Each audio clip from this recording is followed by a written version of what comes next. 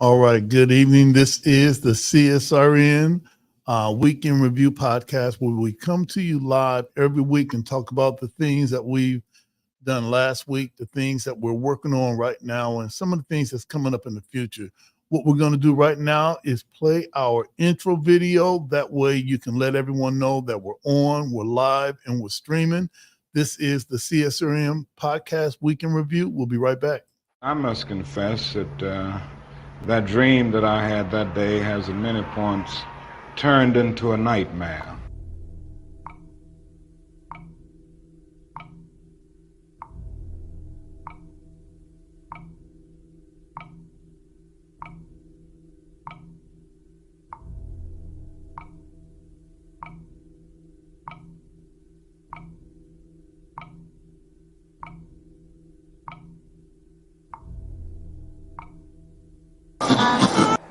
Now, the other thing that we've got to come to see now that many of us didn't see too well during the last 10 years, that is that racism not guilty is still alive in American society and much more widespread. Broke his neck after Baltimore police. A handful of protesters, a handful of criminals and thugs who... Many in moments of anger, many in moments of deep bitterness, engage in riots.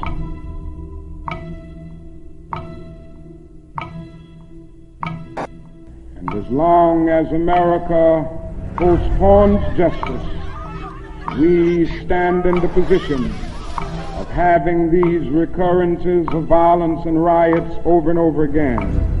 Social justice and progress are the absolute guarantors of riot prevention. Mr. Gray's death was a homicide. The Negro was freed from the bondage of physical slavery. The athletes marched onto a stage. But at the same time, the nation refused to give him land to make that freedom meaningful.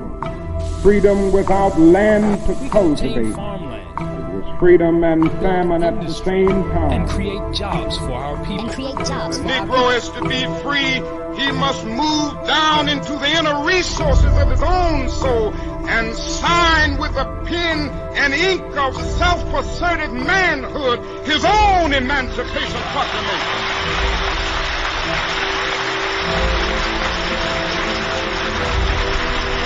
But I want to get the language right tonight. I want to get the language so right that everybody here will cry out, yes, I'm black, I'm proud of it, I'm black and beautiful.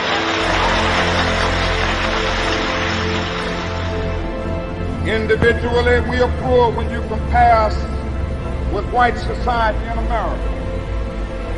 We are poor. Collectively, we are richer than all the nations in the world with the exception of 9. That's power right there if we know how to prove it. We begin the process of building a greater economic base. And at the same time, we are putting pressure where it really hurts. We don't have to argue with anybody. We just need to go around to these stores and to these massive industries in our country. Say, God sent us by here to say to you that you're not treating his children right. We come by here to ask you to make the first item on your agenda fair treatment where God's children are concerned. Now, if you're not prepared to do that, we do have an agenda that we must follow. Our agenda calls for withdrawing economic support from you. We mean business now, and we are determined to gain our rightful place in God's world.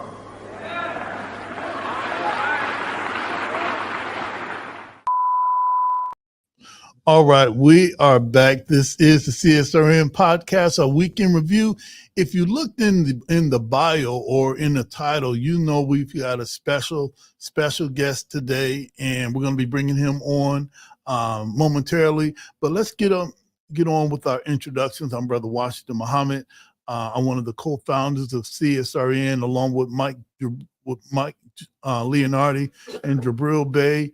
9 years ago, they had this idea that just ordinary people could speak truth to power. You don't have to be a preacher, pastor, politician, or a professional. Just have a bullhorn and some facts. And they had the idea of community solidarity. And then later on, they brought me in to help organize some things. And here we are. And we've got it live, all right?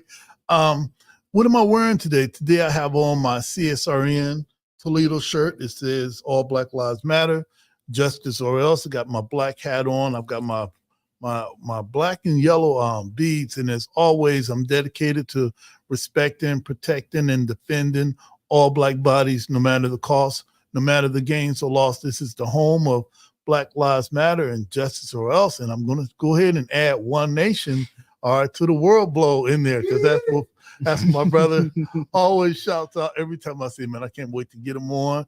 Hey, listen, if you could, hey, we've got Jody Summers, child of the system. He is rehearsing for a play called Sweat that's going to be shown at the Toledo Rep later on this month for Black History Month. And right now, my co-pilot is Yasin Muhammad. If you could introduce yourself, I already gave him the goods. What you wearing?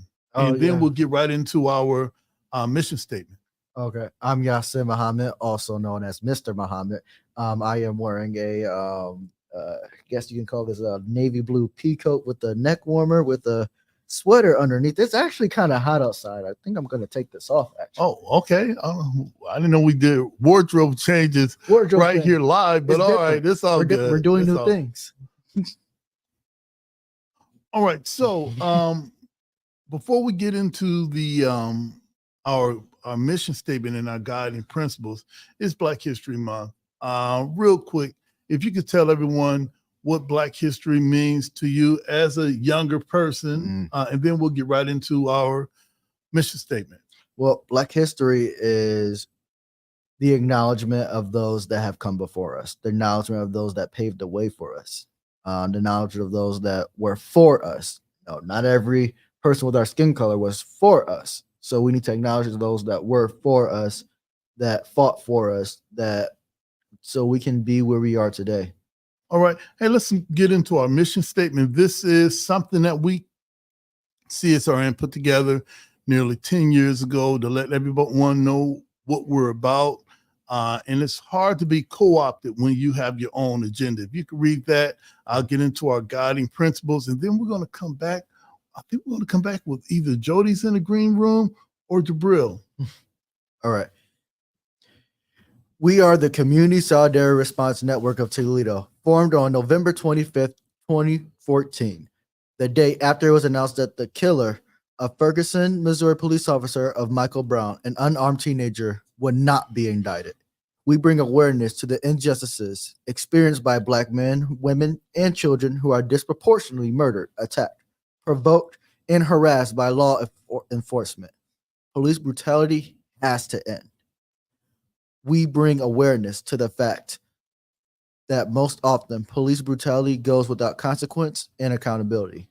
Police impunity has to end. We utilize tactics of protest, civil disobedience, event disruption, and citizen advocacy to give the voice to those who are otherwise voiceless. We facilitate progressive community-based events that help to foster self-development and discuss measures to hold local leadership accountable for their sworn duties, be they politicians, clergy, law enforcement, educators, etc. We want justice, equal justice under the law. We want justice applied equally to all, regardless of creed or class or color. For all lives to matter, Black lives must matter. Injustice anywhere is a threat to justice everywhere. Reverend Dr. Martin Luther King Jr. All right, and what we're going to do right now is get into our guiding principles. We have a lot of people involved with CSRN, and it's like we have the best activists that come together and make something happen. So how can you keep all of us together with all these strong personalities? Well, we took the guiding principles from the movement of Black Lives in 2015. We brought it back to Toledo and made some changes so that it fits us. And these are our guiding principles. All Black lives matter: queer Black lives, trans Black lives, formerly and presently incarcerated Black lives, poor working class Black lives, differently abled Black lives, Black men and women lives, immigrant Black lives, Black elderly and children lives. All Black lives matter and are the creators of this space. We throw no one under the bus. We rise together. Ashe. Ashe. And Ashe means one who changes a thing or one who makes a thing happen. Thriving instead of surviving. Our vision is based on the world we want, not the one we're currently in. We seek to transform, not simply react.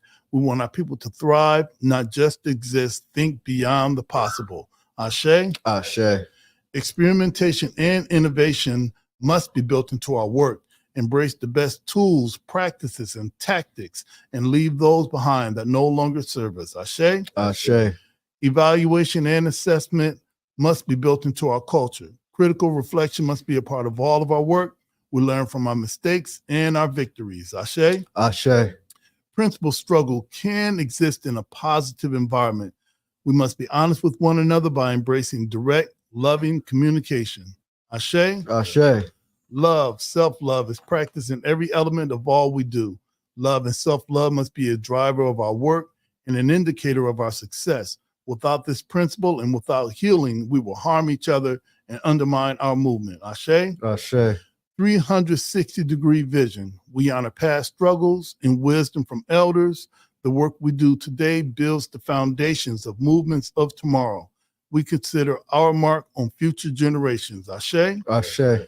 Self-care means we build resilient spaces by budgeting time, energy, and resources for healing. Self-care is a regular, consistent, intentional, and essential practice. Ashe. Ashe. The most directly affected people are experts at their own lives and should be in leadership at the center of our movement and telling their stories directly. Ashe. Ashe. Training and leadership development should be fundamental. Our movement must constantly grow and leadership must constantly multiply. Ashe. Ashe. Those are our guiding principles. And when we talk about the last guiding principles about regarding our movement must constantly grow and leadership must constantly multiply. So I'm really glad that we've got Yasin Muhammad, Mr. Muhammad here with us today to co-pilot this thing. What we're going to do right now, we're going to take a short break. We're going to come back and we're going to check in with Jody, see if we're going to come back with Yasin or Jibril. This is the CSRN podcast, our weekend review. We'll be right back. Did you know addiction is a disease, not a moral dilemma? The opioid epidemic and substance use have a major impact on communities of color and many people's lives. The Joshua Treatment Center offers culturally relevant, inpatient and outpatient behavioral health treatment and recovery support services to any Ohioan struggling with addiction, mental health, or finding sober safe housing. We must recognize that treatment is available and accessible to all.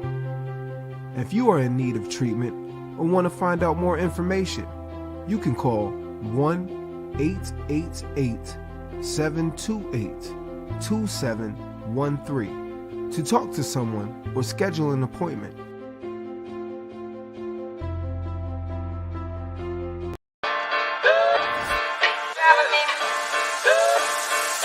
Audio Jungle.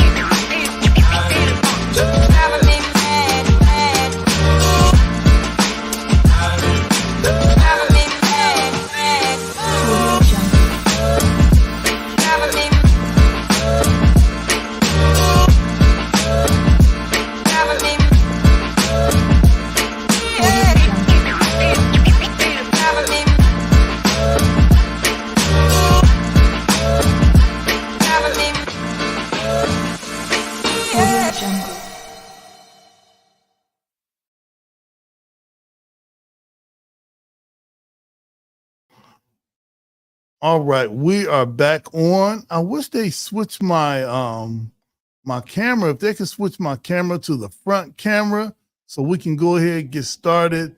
This is the CSRN podcast, our week in review, where we come to you live. We stream from My Branch Library, and shout out to My Branch Library. They always roll out the red, black, and green carpet every week when we come out. Now, as always, whenever we have a special guest, and this is Black History Month, well, every month is Black History Month to us, but we're going to just roll with the flow. Can you introduce yourself? What are you wearing? And what are we talking about today? Well, I'm wearing a hoodie by, I don't even know. Hold on, let me see. I put ashes on it today because I was smoking, so I think I almost burned it. What'd that say right there? Oh, man. It says, why am I doing this? Oh, it's from The Streets is Watching. Streets is Watching. All right. All right. So, All right. yeah, I'm wearing The Streets is Watching. All right. I got a song called that. Hey, shout out to Black Business. All right. Or it should be Black. Shout out Perfect Exotic. Shout out Sister Soul Kitchen. Shout out, dang, where I just get my, I got some, shout out Joyful Coney Island. And I just went to this one sister's restaurant downtown on Summit. And what is it called? Oh, man, I think that Bertha's Kitchen. And shout out Bertha's Kitchen. They got some big shout outs when the brother from out of town came in and was doing some. Hungry Black Man? Yep, he was doing some. All of them got shout outs? A lot of them. And matter of fact, I like Hungry Black Man. I didn't know about Bertha's until Kitchen. he came. Oh, all right. I don't know where I heard it. It could have been from Hungry Black Man. All right. So shout out. All right. Shout out Hungry Black Man. All right. Okay. All right. All right. Hey, listen, I want to talk about the founding of CSRN. Okay. People know me. They know Jody, Julian, Ruth, and a lot of people, but they have no idea where this concept of just using the energy around you, and it doesn't have to be a political thing. It doesn't have to be a religious thing. It just is. So can you tell everyone just a little bit about you so that they can get a sense of how all of this came together? All right. Well, back in the day, I used to have, like, people used to come to my house and we used to just all build, like, chess. I had chess, like, I want to call them tournaments, but the brothers in the hood used to come to my crib and play chess. Yeah. We had smoke sessions because I'm a smoke advocate, you know, a weed of organic cannabis. We had smoke sessions, and then I think we met at Mama Rolita house, right? That's correct. Then we met at Mama Rolita house, who used to have building sessions where we would sit and talk about community issues and stuff like that. So it was a beautiful thing. We would basically have ciphers, right? You know what I'm saying? So that's how we got together. And then that thing in Ferguson happened. And you know, I'm a passionate brother, and I got to talking to you, and you an active brother. So you took my passion and made it into some physical action. You know what I'm saying? And then that's how we came with the CRSN. Well, and what people may not know is a lot of the ideas of CSRN came from a lot of those smoke sessions at your house. All right. I was He wasn't smoking. He was there though. But I was never late. All right. Yeah. I was the last one to leave. But we wouldn't know if he was late because we never on time. All right. No, so God, don't say that. All right. It's all good. Yeah. It's all good. And we on time because it's God's time. I'm tripping. It's all good. Hey, and also during that time, I think we met the Vines were a part of. Oh yeah, brother Vines. Yeah, brother Steve Vines. The brother, I think he called himself Nobody. Brother Mr. Nobody. I love Mr. He was a part of that. He gave me a very important warning that I did take heed to. Okay. He said, "Watch out for the Jezebels." When I first moved here, all right, I moved back here, and I didn't hear what he was saying. That's okay. I bet you hear him now. Yeah, I hear him now though. And also there was a sister named Ebony Burks. Yep, sister that Ebony was there. And this sister, I think she moved out of town somewhere. Yeah, and she had a passion, a way of using the right words in the strongest way. And every session that we met, I just got more and more. We also, that's when one of the times I came in contact with Mike Leonardi too. Yeah. And I call him Liquid Fast Mike. all right. So if you know Liquid Fast Mike, then you know what he's about. And also worked with Mike when he brought Dennis Kucinich in town. And this was maybe the only sitting senator that ever visited Muhammad's Mosque number 91. All right. And we have him on our roll. So shout out Dennis Kucinich. Right. He a cool dude. Right. Definitely. So and he about the people. Absolutely. All right. So when was the first time you realized that you were unique? Because you're not like anybody else that I know. It's not. I've been through that because I have. First of all, we are a product of our experiences. So my experiences are unique to a lot of people. You know what I'm saying? So that had me I had to respond in a unique way, and it took a long time for me to develop my own identity, because it was like people was forcing an identity on me at a very young age that wasn't good.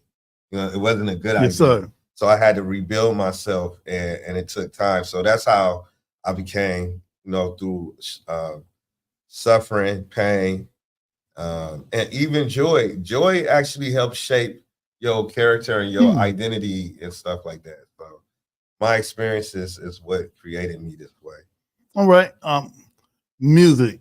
I had no idea. When I first met Jibril, I wasn't the biggest fan, because when we would have these ciphers and no one could talk. All right. And if you were talking, he's going to talk. So I'm like, I'm used to kind of orderly type stuff. You talk, you not talk. And then, but I love him and I'm a fan now. And I would always wonder, okay, what is up? All right. Can anybody get a chance to have a conversation? Can anybody talk? But I realized, hold on, you're unique. It's just you. And later on, I realized your passion for music. When did that happen? That happened as a child. I used to write gospel songs because I couldn't listen to rap music because my mother was very religious at the time, and she thought that was like devil music. So I used to write gospel songs, stuff like that, and that's how I got in. That's really what gospel music is, what got me into it. All right. And years ago, you gave me a CD. Mm-hmm. And of course, I hate to say this, but it's true.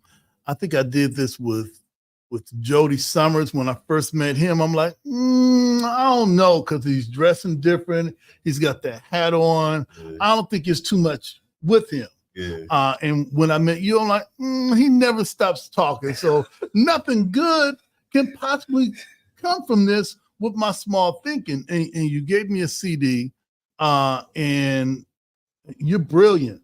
Thank you. All right. When did that happen, that you knew that you could put words together and paint a picture and move people like that? Just when I'm being around my peers, and once I start exhibiting and displaying my passion for poetry, and because I also would write poems and express myself. Matter of fact, honestly, all my life I've been like a leader. So like in school, like if I skip school, I would skip school before I was doing bad stuff, and I would just go to the library and read. Okay. And like all the kids would skip and come to the library to sit with me. So like even if I just went to another room in school, like say when I went to Scott before I got kicked out of Scott, I would go to the library or whatever, and then the kids would come there. It didn't matter. I was always just that type of. I got the power of persuasion and influence. It's one of my gifts. All right. Hey, listen, I'm gonna take a short break. I've got a short clip commercial from Voices Latinas, our brother Tony Rios Jr. on the South Side. We're gonna be coming to see you soon, Tony, because we need to use that. He's got a state-of-the-art studio. All right, we may be able to do some things together. We'll be right back with Jibril Bey. I think we got Julian Mack in the green room. He's gonna say what's up. So this is the CSRN. I could say this is the UFC. This is not the UFC. This is the CSRN podcast, our weekend review. We'll be right back.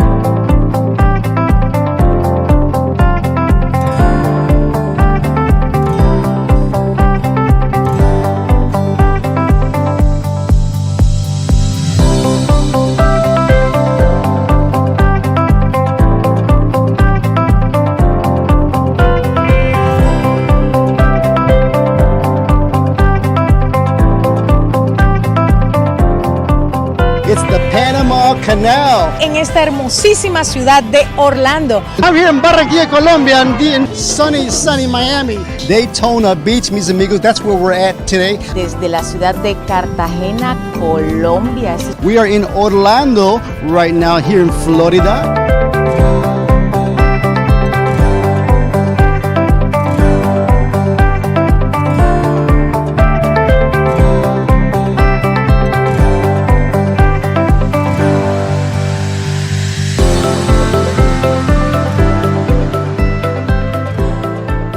I'm Helene Sheets, Director of Marketing and Communications at beautiful Lourdes University, and we've been a proud sponsor and supporter of Voces Latinas TV for over a decade. It has been a fantastic partnership. It's been our doorway into the Latino community. We've met so many incredible people, created so many partnerships. Our students absolutely love the connections we've made through Voces Latinas TV, and we're looking forward to at least another decade, 2 decades.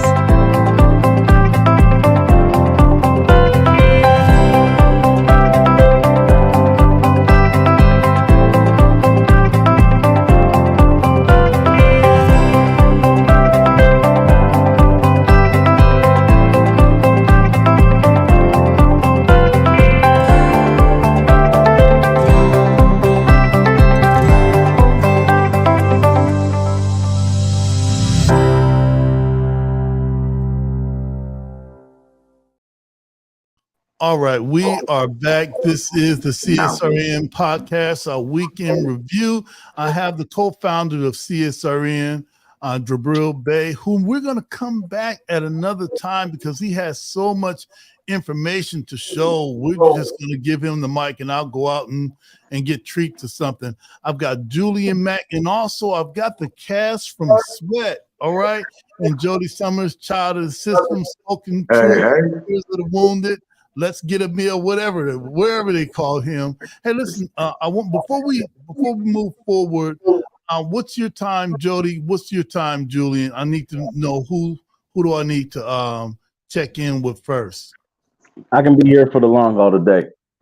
All right, that's what's up. Hey, let's check in with you, Jody. If you can. We got about 10, maybe 15 minutes. All right. Well, let me check in with you. Can you hear us okay? Yeah, it's all good. What's up, Jody? What's up, Julian? What's up, Jibril, bro? Good to see you, man. That's right. All right. Okay. I got always good to see your energy, man, and your presence, dog. And and I always like to ground it with just showing gratitude for, without, what you've done, this wouldn't be possible. You know what I mean? And without that coalition building. So I always appreciate you for that, man. Thank you, man. I appreciate that. Yeah. It's good to see you, and I always love your energy, bro. Yes. All right, okay. Not too much because I'm still here. All right. Damn. All right. Now you got the hater coming out in me.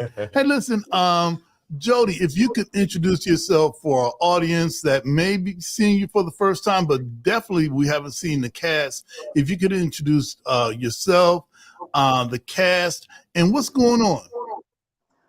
What's up, everybody? This hand. What's up, everybody? Jody J. Summers, child of the system, better known as Spoken Truth, the treasurer of our wonderful organization. And I do miss y'all faces so much, but right now, you know, we're all doing some awesome things. This is some of my cast members. I don't know if the director wants to just peek his head in here. Oh, that's what's up.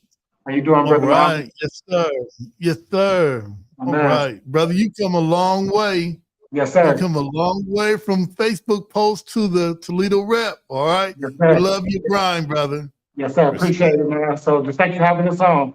Got some wonderful cast members here. They're gonna spend a few moments just letting y'all know what we got going on down at the rep. Come out to a great show starting next weekend, February 16th through the 25th, Toledo rep. Hey, and consider me for your next show. I got you, brother. I got you. I'm a thespian too. Rio Mellis, inbox me. I got you. I bet. My man. I'm texting you right now. Don't you do it. Do that. Do that. Do that. All right. Yeah, all right. It's about to be the UFC for real. Yeah, all right. Yeah, all right. I don't want no smoke. Do that. We'll be in contact. I'm gonna get a photo of Jody and the cast. I bet. That's what's Thank you. Gratitude. Let's go. So you guys know me in the play. My name is Brucey. That's as much information I can give you about that, unless Liam decides otherwise, but make sure y'all come. This is Chris, who is in the, you know everybody's part of the play. Oh, see, I just got approval right there on the spot. So my character is Brucey. He's a late age 40s, early 50s, let's just say that, who is working out, I guess, life during a plant closure in the 2000s. So if you can think about that time, Bush and everything that was going on, this is what that is going to embody in the setting of a bar. My character is what a lot of Black men experience through America that just doesn't get talked about. And yes, yeah, this is. So my real name is Jatavius, but the character I'll be playing is Chris. I'll be playing the later or older version of Chris.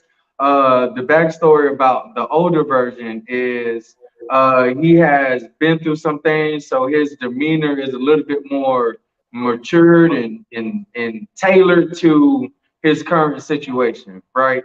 And so his just knowing a little bit about his younger version of himself and where he's coming from, he is just in this flux where he doesn't know where to go, but he's trying to figure everything out. All right, that's what's up.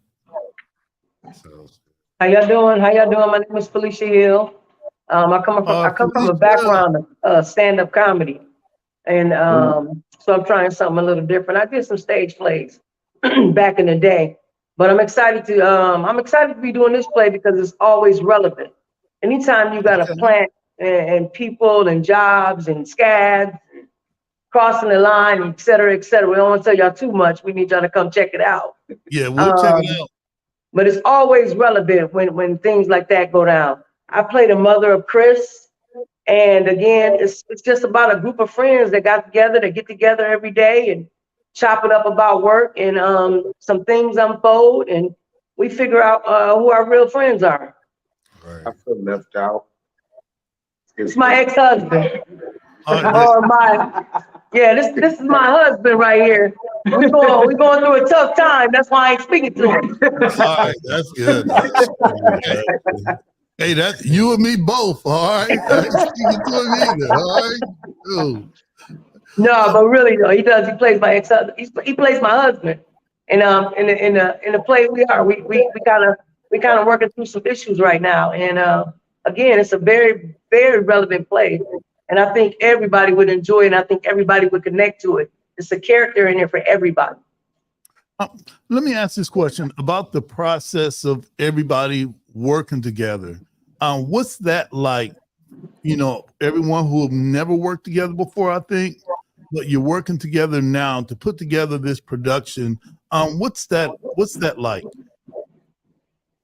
I can tell you for my first time being a part of a live on stage play, everybody from top to down, right, has been amazing, man. And when you work around so many great, talented, and as well as like wonderful people, they inspire you and they bring the best out of you, right? So when you see every time you come to rehearsal and you see the effort that each one of us is putting out, that just inspires you to bring out the best of what you can put on the table as well, you know. And everybody is funny. Everybody on this set is a comedian, man. It's fun. I wouldn't change not one person. Everybody here is just so funny, and it's a blessing to work around each one of them. Yeah, it's kind of cool. I mean, you know, you come in thinking as individuals because you're thinking about your character. But once you start to you start running your lines, then you figure out how important the ensemble is. And you got to have the person in front of you, and you got to have the person that's coming behind you. Everybody got to work together. Everybody got to chime together, and that's what makes it such a great experience. And me from solo stuff, I gotta say this is fun.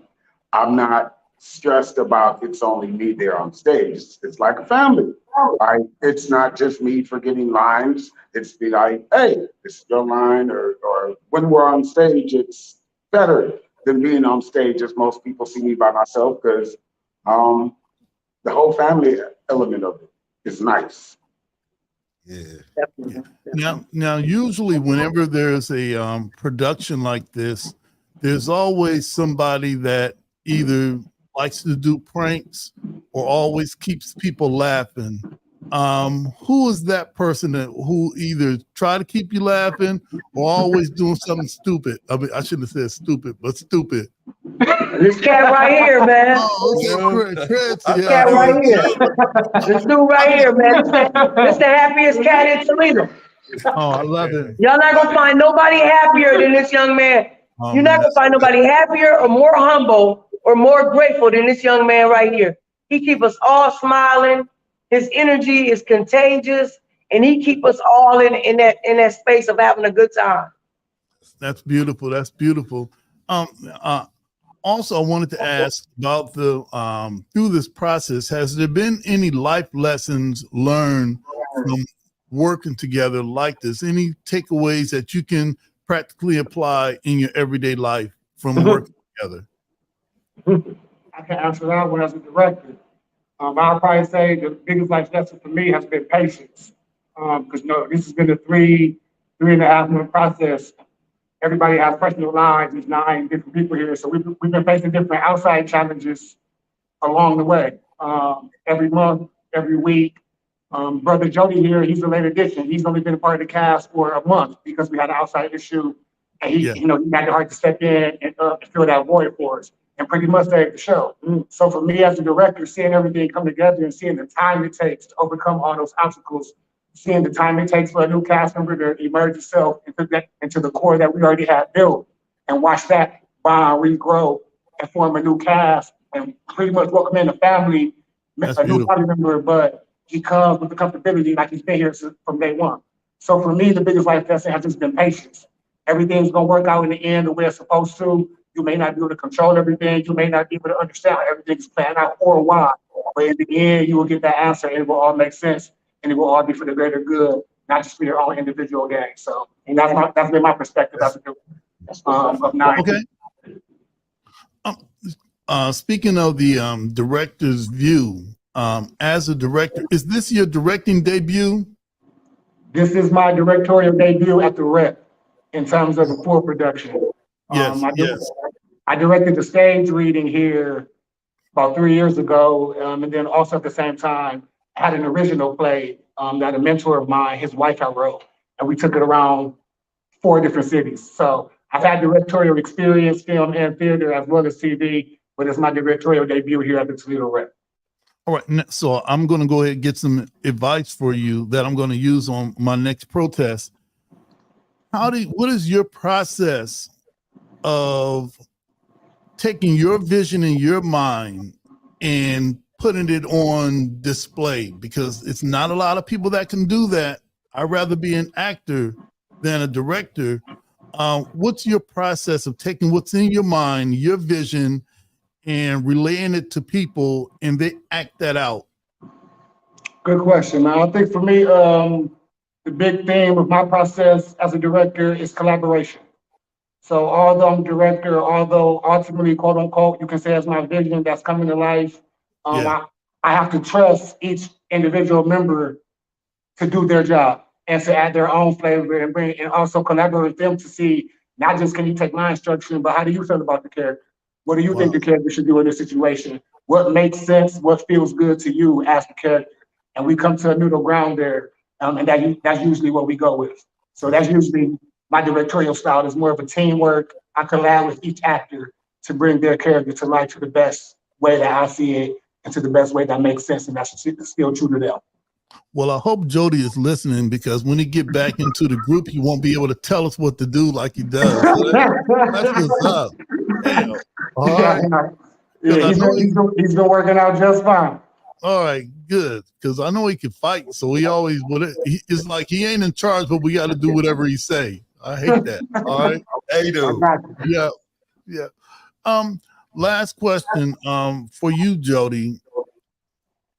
What was it like to add your chemistry to this from something that was already set up? All right, they were already going. What was your process for catching up so that you can be in tune with everyone? How did you go about that? Emptying myself, right? Because since Caution, which was like in 2016, I haven't had to work with an ensemble. Somebody's trying to call me. But this was more of a process. I'm learning someone else's words. So spoken truth or child of the system are not on stage. I have to be awash and absorb Brucey. And I also get to know Brucey through my cast members and how they react and we relate to each other. So it's given me a great dynamic to take further. Instead of just showing up as Jody, I can show up and embody like the fly on the wall. That's beautiful. Where you're not in the spotlight all the time. So awesome. Yes. And Jody, you do that well. I've watched you transition from that number 1 point person to number 3 to number 2 to that fly on the wall, and you do it seamlessly. And that's for me, that's one of your greatest attributes, to be able to do that. It's not a lot of us that can do that, because some of us just want to take up all the oxygen. All right. My last question is for Felicia. Stand-up comic. I just tried my stab at stand-up comedy maybe last month. Nobody will ever see that. All right. I hope not. What it's like for you being in stand-up and now transitioning to this? What's your process for being able to do that? Because I thought you were going to be that person that's always have people cracking up. But it's I'm kind of like Jody. I had to empty it out. I wanted to experience something new. I mean, I did stage plays before, but it's been a long time, and I wanted to experience something new. These past 5-10 years, I've been doing a lot of serious work, like motivational speaking, trainings, and things like that. So I wanted to do something fun, but I didn't want to be that individual on the stage, putting all the work in. I wanted to be a part of a group. And I thought, coming back to the rep and trying something would be kind of cool. So, yeah. All right. So my last question, because we got to get out of here. We got 1 hour left. No, I'm better not say that with Julian here. We've got 10 minutes left. I think I got oxygen you was talking about. Yeah. All right. Yeah. What would you like to leave? What would you like to leave us with about Sweat, and why should everyone come out and see it? So everybody should come out and see it. As Felicia said earlier, is relatable. I know that's like a cliche statement, but the times that we're living in right now, in terms of, we just came off a big union strike with the plants. I work for the plants, so I just lived through it. We're in a very a highly sensitive political time around race, around gender, around identity. All those three elements, with the fact of the real life element of losing your job, those are all represented in this play. So although it's set in 2000 and 2008, it doesn't matter what your age is, it doesn't matter what your political affiliation, what your sexual orientation, religious background, racial identity, anything of that nature. If you come to this play, it's going to take you on a roller coaster of emotions and real life experiences that you can relate to. And if you can't, I guarantee you know somebody who can. So that's I will come check it out. That's the reason. And Jody, can we get tickets? And maybe on our next podcast, we're gonna maybe give out some tickets. All right. So since you're the treasurer, you already know what that means. I don't know what we got, but hey, you just let me know how many you want. Yeah. All right, that'll work. That'll work. Jody, Liam, Chris. I know that's not your name. Believe it. Right? We'll call you Chris anyway. All right, you're Chris now. Man, thank you for joining us. And Jody, we look forward to seeing you soon. And great work today on the flag raising. Great work on the proclamation. And I'm glad today I get the chance to share all of your stuff without you being here. All right. Yes. My brother. Thank you, brother. Thanks for having us. Y'all break a leg. All right. Yes, sir. We are in March. All right, that's our brother Jody Summers in the cast of Sweat at the Toledo Rep. They're rehearsing right now. We're going to do a hard transition. We've got Julian Mack. He's our former spokesperson. Hopefully soon we're going to get him back into the studio again. He's called our Inward Revolutionary. Brother, could you introduce yourself to those who are watching? And what is it about that inward revolutionary that made such an impact on you? Yeah, good afternoon, good morning, good night, depending on when you're listening to this. My name is Julian Mack. I am the inward revolutionary, and I am a revolutionary warrior of love and light. I'm wearing my red, black, and green today in celebration of Black History Month and of the Pan-African flag that Marcus Garvey, made famous. And that's the right. flag that's raising, that's flying above on Government Center today and through all of Black History Month. But the concept for the inward revolutionary really comes from the idea of what is achievable now, right? Okay. What can I do within myself to free myself from the chains of colonialism, racism, and oppression, right? And understanding that it took, Rome wasn't built in a day and it didn't fall in a day, right? And understanding that these complex systemic structures were not created in a day. It's a bit ridiculous to expect them to fall in a day. So how can I find peace within myself, within these unjust systems, right? Within an unjust country, within an unjust city and state, right? And so with nowhere else to look, I looked up, I looked down, I looked to the left, I looked to the right, and I realized I had to look inward, right, to find peace. So that's kind of how it started, because I ain't about to let these people drive me crazy, right? That's right. Yes, sir. And because it can be very frustrating, trying and putting your, putting all of your body, putting all of your mind, putting all of your spirit into creating change outwardly, right? And I believe in lifting as we climb, right? I don't think we should just give up, by no means, right? We continue to push outwardly, but we also have to find some peace inwardly, and that's exactly where I'd like to pivot to today. I try to ground everything that I say in this because the inward space can be very confusing, right? It can be you can get lost up in there, right? You can get lost in your thoughts. You can get lost in your mind, right? And so today I'm actually going to be reading Black Power by Kwame Ture, formerly known as Stokely Carmichael, The Politics of Liberation. That's what's up. Yes, sir. Let's get it. This is about, I'm reading from page 79 to page 81. This particular chapter is about the myth of coalition. As we go into Black History Month, it's important that, you know, we keep it Black, all right? Let's do it. Here we go. We also recognize the potential for limited short-term coalitions on relatively minor issues, but we must note that such approaches seldom come to terms with the roots of institutional racism. In fact, one might well argue that such coalitions on subordinate issues are, in the long run, harmful.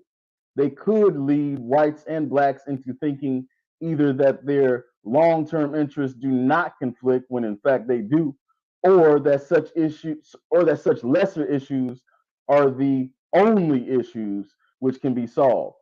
With these limitations in mind and a spirit of caution, Black people can approach possibilities of coalition for specific goals. Viable coalitions therefore stem from 4 preconditions. 1, the recognition by parties involved of their respective self-interests. 2, the mutual belief that each party stands to benefit in terms of that self-interest from aligning with the other party or with other or others. 3, the acceptance of the fact that each party has its own independent base of power and does not depend for ultimate decision-making on a force outside itself. And 4, the realization that the coalition deals with specific and identifiable as opposed to general and vague goals. The heart of the matter lies in this admission from Machiavelli, writing in The Prince. And here it should be noted that a prince ought never make common cause with one more powerful than himself, to injure another, unless necessity forces him to it. For if he wins, you rest in his power, and princes must avoid as much as possible being under the will and pleasure of others. Machiavelli recognized that the necessity might at times force the weaker to ally with the stronger. Our view is that those who advocate Black power should work to minimize that necessity.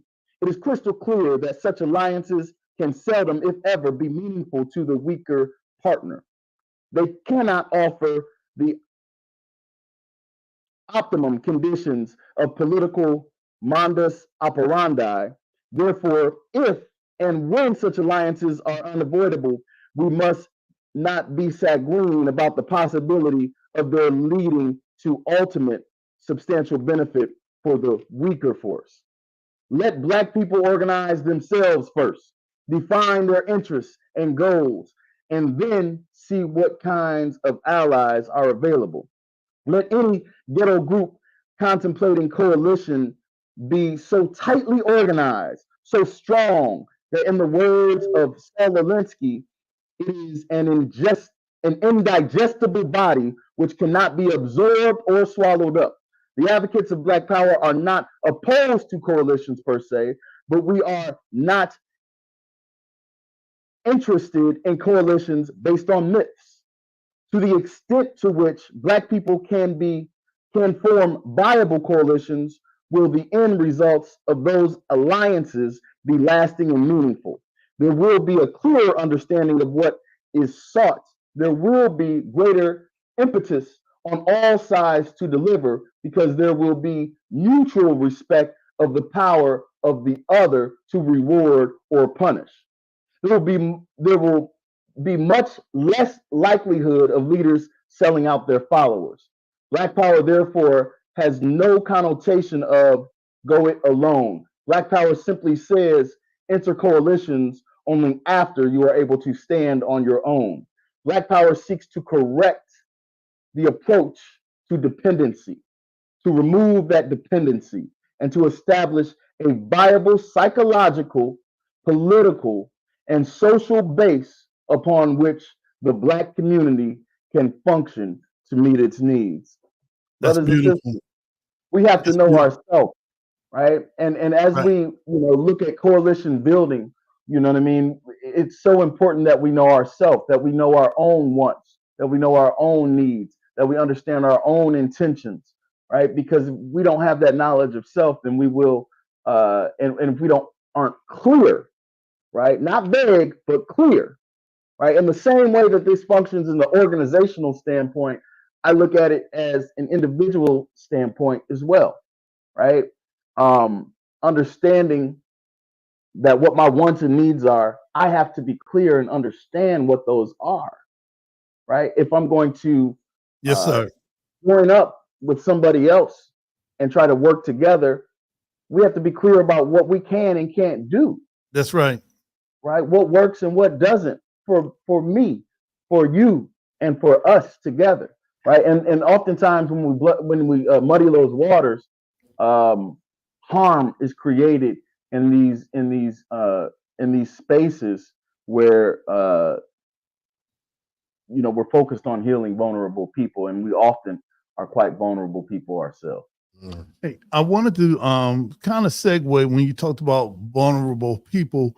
We were talking about the political prisoners earlier, and that's always been a big part of your organizing.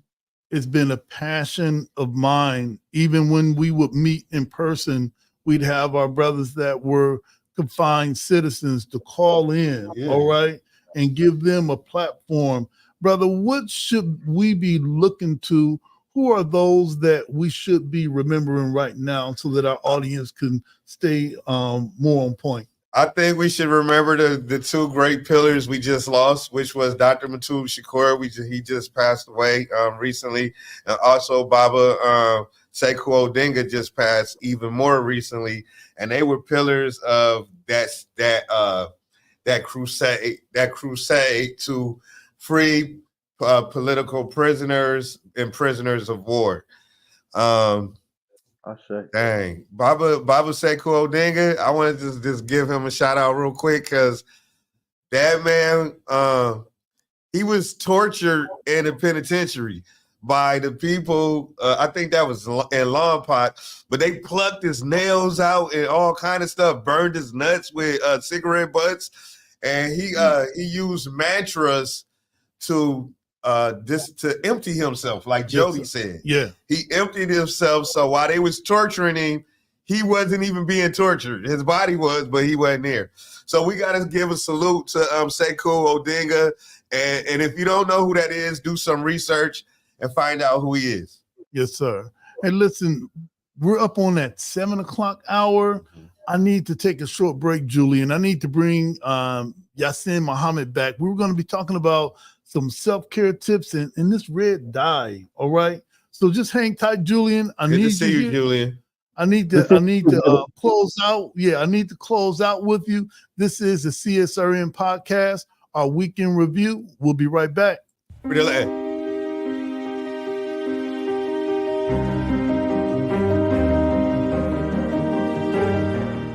Now you can get the same uncompromising truth you've come to expect from the Final Call newspaper on all your connected devices.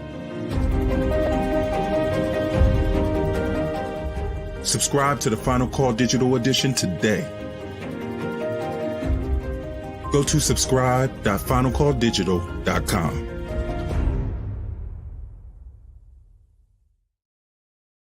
Hey, I'm Dr. P. Not only am I a leadership coach, I'm a change agent and I'm a race scholar. I've used my study of race to dismantle systems and organizations, but I also use that to help you as the individual become a better leader for your families and for your community.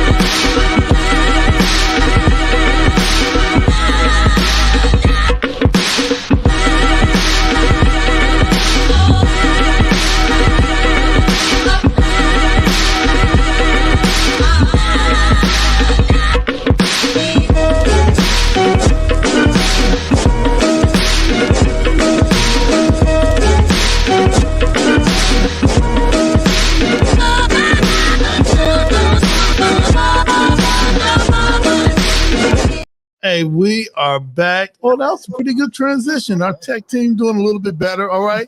We are back. This is the CSRN.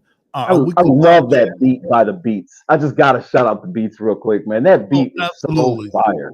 Absolutely. Absolutely. And that's CSRN signature beat, because whenever we play that, we don't get muted. All right. So that's what's up. Hey, listen, I got Yasser Muhammad here.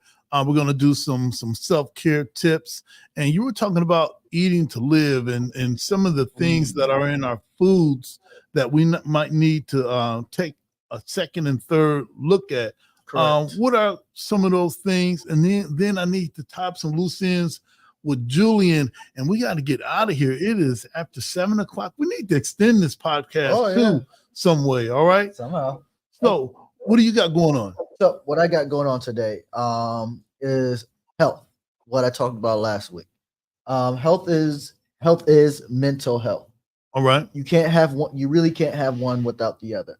And when we talk about physical health, sometimes it's not all about just exercise. It can be, but it's all about what we put in our bodies. And there's a lot of things in America, not too many things that are popular aren't that good for us. Okay, not too many things that are popular aren't that good for us. Okay. Yeah, it's not just food, but that's just the subject. All right. So what I was going to talk about was red dye 40, which is I was thinking about that. Go ahead. I was hoping you would say that, bro. I was hoping. I saw that video on TikTok. I might as well take these off. It's like I manifested it with my mind. I'm so happy you said that. I couldn't contain myself. Go ahead, brother. Cook. Absolutely. Well, the thing is, red dye, and it's not just red dye, but that's just the subject. Red dye is made from petroleum or crude oil. It's made from oil within rocks, or like the surface of like tar sand, within rocks. All right. So it's a natural oil. However, the consensus from health organizations says there's little risk, but recently there's been some connections to children with ADHD. All right. And this red dye has been known to mess up with your mentality, behavior, especially in kids with ADHD. All right. And even having inflammatory bowel movements, it's kind of disgusting, but I've had actual students. I'm not, talking about this, just from just reading something off right. a flyer or whatever I saw. I've had on a couple occasions, one of my parents told me that they stopped feeding their kids red dye because they had to get their child's stomach pumped because of one of the foods that contain red dye that's more popular nowadays is Takis. I don't know. Takis, they're like these chips. They're not, to me, they're not good. But all right.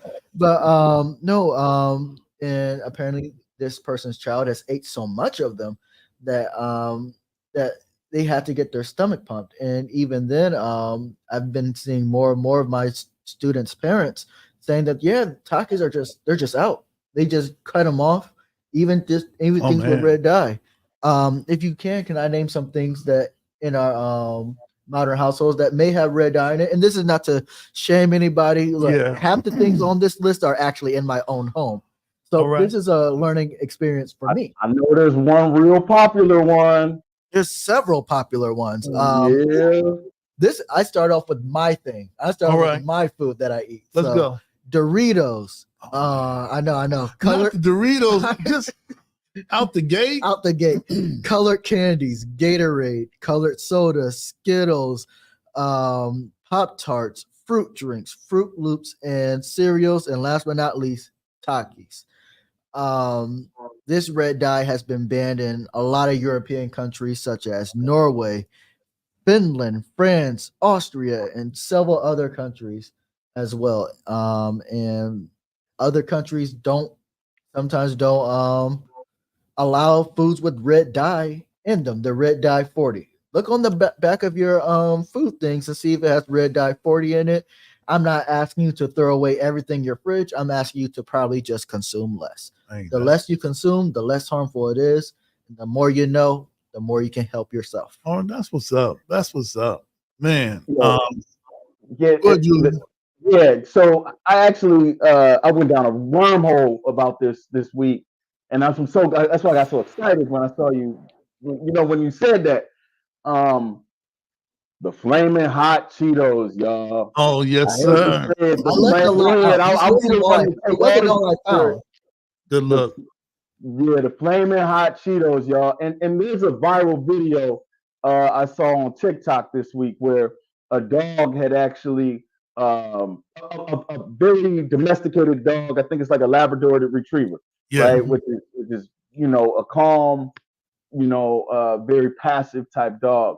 Had got a hold of these flaming hot Cheetos, and it triggered the guardian instinct and that resource, what they call it, I think resource guarding or something like that with the dog, where the dog was like really protecting the bag and like, and this was a nice dog. Yeah. And it was wild to see. And then, you know, when we keep that in context, that we're one of few countries that allows this in that allows it, you know, and I don't want to go too far down the wormhole, but you know, even in a lot of our meat, you know, it's not really that color, y'all.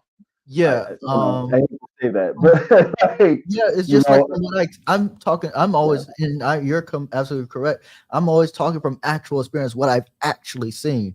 I was just talking to Mr. Washington over here about how, like, I even had students one time in two separate rooms. We're in one room, we're in the other room. The moment other students knew one of my kids had just a bag of Takis, it was like The Walking Dead. I had to close the door, lock the door, so I can do my job, so I can help my kid out with issues they were having.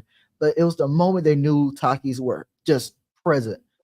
Notice they don't do this when there's like cookies, maybe even donuts. They don't do that kind of behavior with other kids.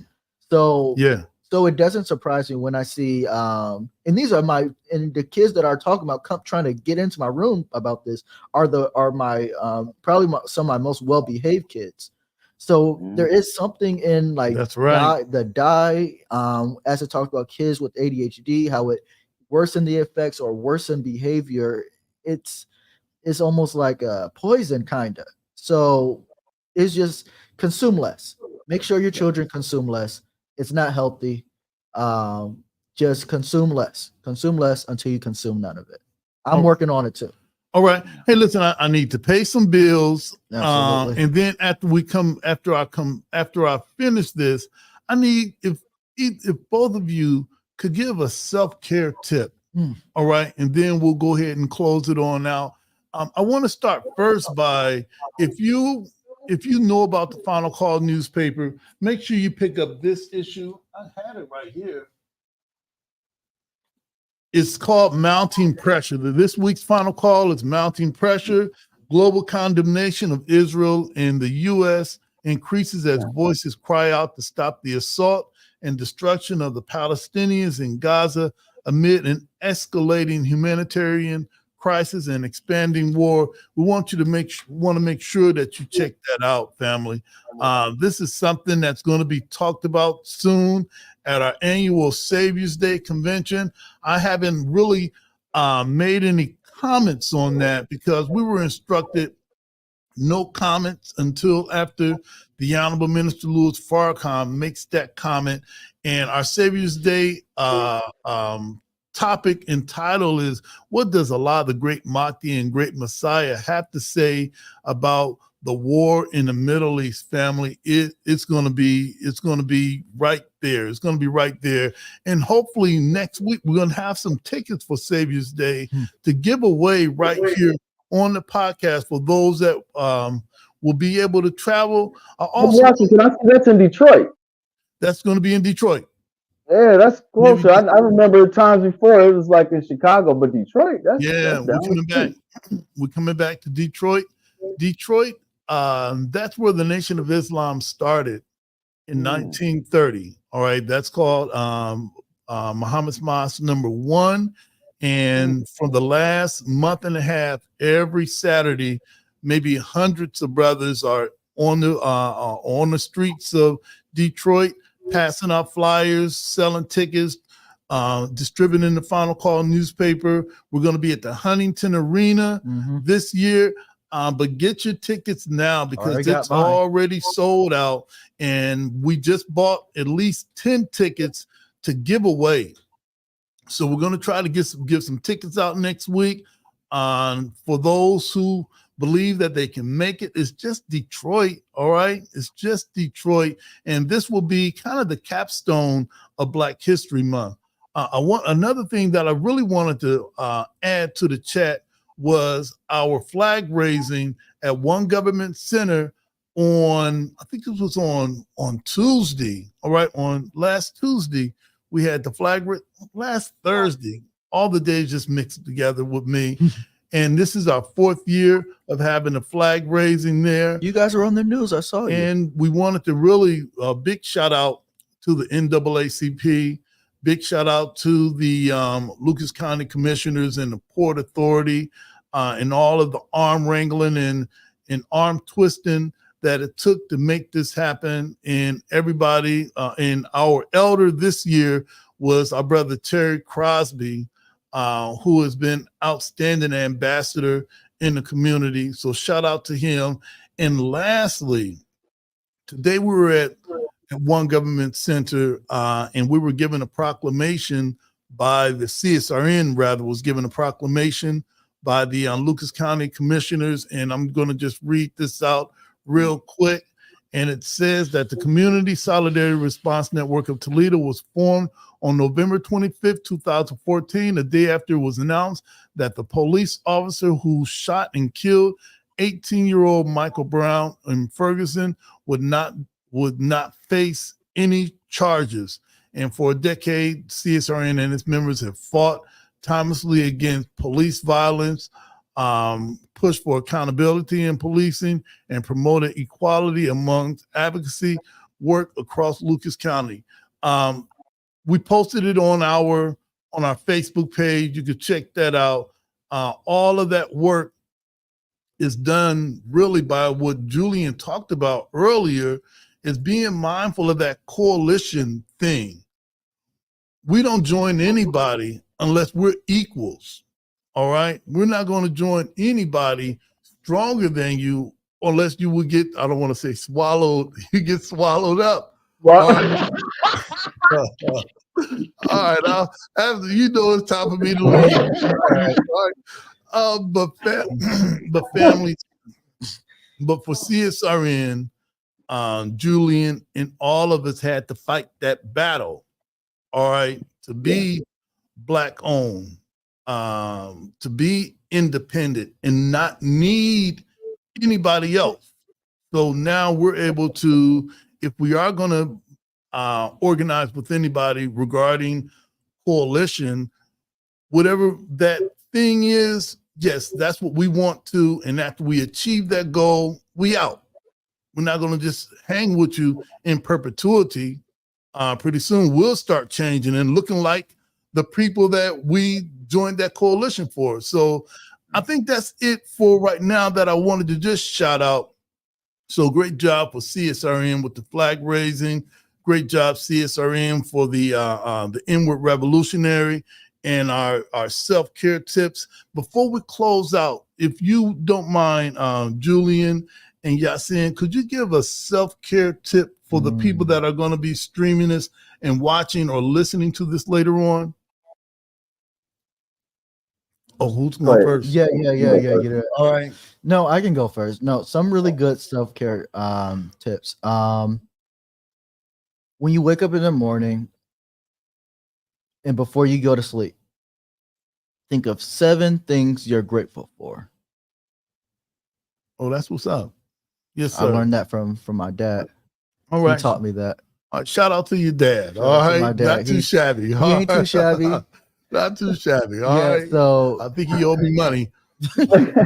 before you go to sleep and when you wake up, think of 7 things you're grateful for. All right. The more you do it, the easier it'll be. Yes, sir. Julian, thank you, Yasin. Julian. I have two. First is box breathing, right? So it's what's up? 7 seconds in for inhale. I don't think it's 7. It's like 4 seconds. But just breathe. But it's here's the thing. It doesn't matter how many seconds, but it should be a slow, deliberate inhale, and then hold it for 4 seconds, and then exhale for 4 seconds, and then keep it out for 4 seconds, and then inhale back in for 4 seconds. It actually does such a great job at regulating your nervous system. Even like snipers use it, right? All right. Which is, I think, saying something. Hey. The other thing is I've really been doing is coming to my senses, right? The ability to be able to be present is truly a gift that keeps on giving. I'm noticing a lot in my life, right? Most of the lessons and most of the answers that I'm searching for are actually right in front of my face. Right? The issue is my mind will get me caught up in the story that I'm telling myself, right? And it'll be right now that I'll be stuck in the past, right? Ruminating over past thoughts over something that happened in the past. Man. So to become present, right? It's just what I do is I come to my senses. So what are 5 things that I see right now? Not just that I see, but what gets my attention? No story behind it, no nothing, just what gets my attention. What are 4 things that I hear, right? What are 3 things that I can taste or feel, right, in my body? What in my body is getting my attention? Let me scan my body, right, from head to toe. And what is getting my attention in my body, right? What can I smell? Right. And so coming to all of my senses and doing that, right, 2 or 3 times along with the box breathing technique. Like I said, 4 seconds for inhale, hold your breath 4 seconds, exhale 4 seconds, keep it exhaled for 4 seconds, and then inhale back in, right? The breathing is life, right? And we have our senses for a reason. And when we come to our senses, we are much more likely. We really have access to our gifts, to the true best version of ourselves. So that's what I'll say. Box breathing and coming to our senses by observing and being in touch with all of our senses. You know what? It sounds like we need to have a self-care clinic. And that was beautiful. That was beautiful. Before we go, we just want everyone to know that if you like what we do here on the podcast, you can follow us on Instagram, Facebook, listen to us on Spotify, like our YouTube and subscribe to that. We need to get to at least 100,000 subscribers. We're not that far from it. All right. And try to follow us on X, formerly known as Twitter. If you like what we do, help us by via Cash App. That's #CSRN 419. PayPal is CSRN 419. Our YouTube channel, please subscribe. We need more subscribers for that. We do have a few of the Black Lives Matter signs. Not that many defund the police signs. Oh, yeah, we're still on that. But it's always, yes, sir. That's our signature. But, all lives can't matter until Black lives matter. And Black lives can't matter until all Black lives matter. Lives matter. Justice Wells, peace.